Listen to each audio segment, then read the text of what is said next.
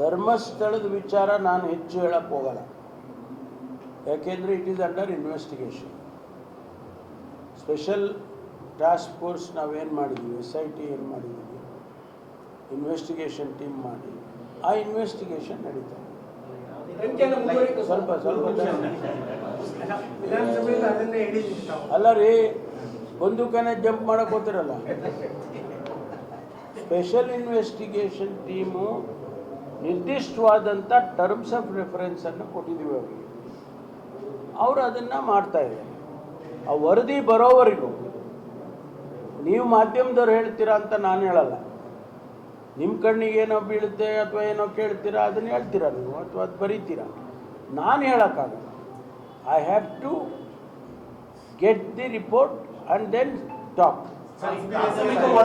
ಅಲ್ಲಲ್ಲ, ಕೇಳಿ ಅದಕ್ಕೆ ಅಲ್ಲಿವರೆಗೂ ನಾವು ಕಾಯ್ತೀವಿ. ಇಲ್ಲಿಯವರೆಗೂ ಯಾವುದೇ ಇಂಟರಿಮ್ ವರದಿ ಬಂದಿಲ್ಲ. No interim report has been submitted to the government.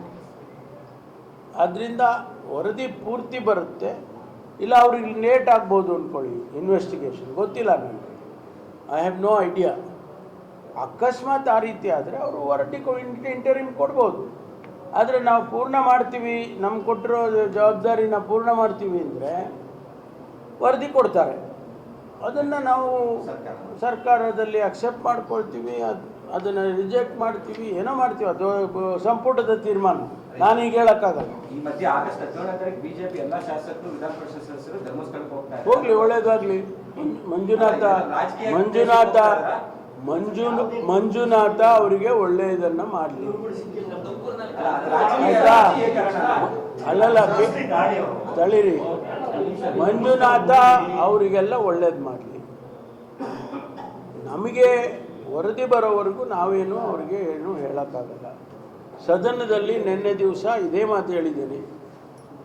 ಎಲ್ಲಿಯವರೆಗೂ ರಿಪೋರ್ಟ್ ಬರೋದಲ್ಲ ಅಲ್ಲಿವರೆಗೂ ನಾವು ಯಾರು ಏನು ನಾನು ನೀವು ಚರ್ಚೆನೇ ತಗೋಬೇಡಿ ಅಂತೇಳಿ ಮಾನ್ಯ ಸಭಾಧ್ಯಕ್ಷರಿಗೆ ರಿಕ್ವೆಸ್ಟ್ ಮಾಡಿದೆ ನಾನು.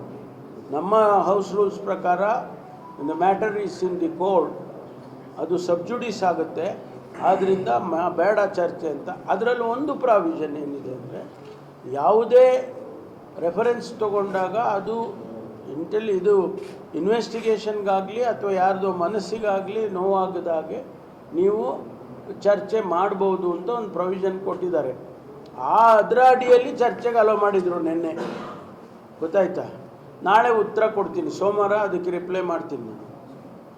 What ever documents, what ever information I have, I will share with the I will share in the house.